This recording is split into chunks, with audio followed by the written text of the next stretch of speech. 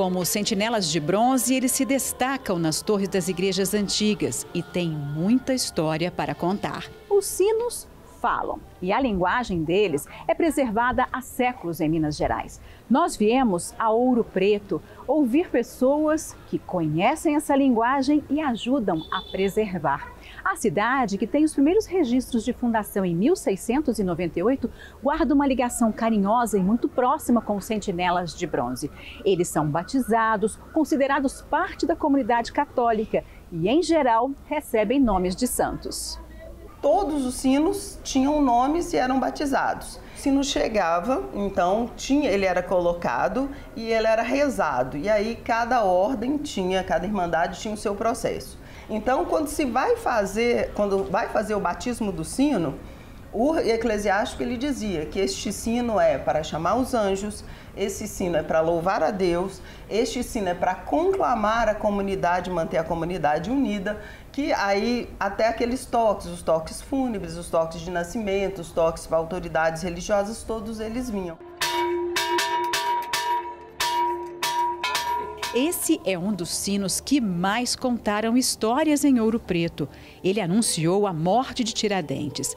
Douglas é um dos cerca de 60 sineiros da cidade histórica e conta que esse é um dos mistérios da história dos mensageiros de bronze. Em 1792, no dia 21 de abril, Vila Rica estaria, digamos assim, vivendo ali o medo, toda aquela coisa da inconfidência, nomes não poderiam ser citados, pessoas não poderiam ser mencionadas. Então, misteriosamente, nesse 21 de abril, dia que Tiradentes é enforcado no Rio de Janeiro, esse sino toca. Até hoje não se sabe quem foi a pessoa, quem foi o sineiro. Uma mensagem, talvez, de alguma pessoa do movimento, que estaria entregando um recado aos muitos que estavam aqui escondidos, né? Se muitos foram presos, muitos se esconderam pelas matas, pelos caminhos. Douglas conta orgulhoso que o prestígio do Sino da Liberdade fez com que ele fosse convidado para tocar na inauguração de Brasília. O sino é levado para Brasília, um sineiro de Ouro Preto foi junto para tocar esse sino, Amador era o nome desse sineiro. A cidade toda às escuras, aquela Brasília ainda às escuras,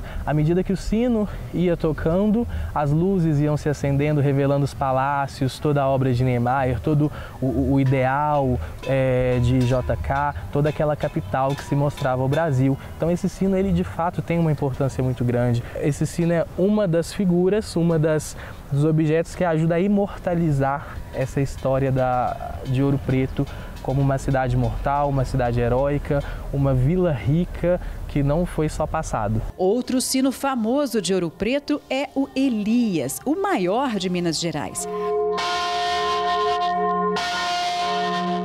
Para os turistas, os sentinelas de bronze são um atrativo a mais na cidade histórica. O soar dos sinos, ele até arrepia, né? A gente vê as igrejas, as histórias. Eu acho que revive tudo que a gente estudou. Então, a gente leva para casa, com certeza, toda essa história, toda essa riqueza construída aqui, né? E o sino, eu acho que é emocionante. Os sons dos sinos mudam de acordo com o formato e o metal usado.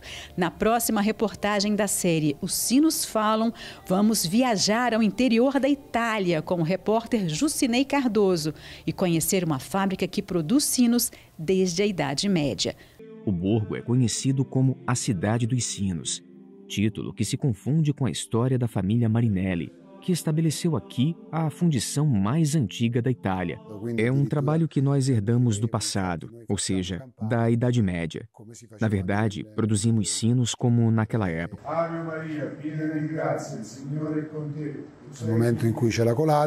No momento em que o bronze é derramado, invocamos Maria, porque sabemos que das chamas sempre resulta algo de sagrado, que é o sino. Adesso è l'ora della nostra morte.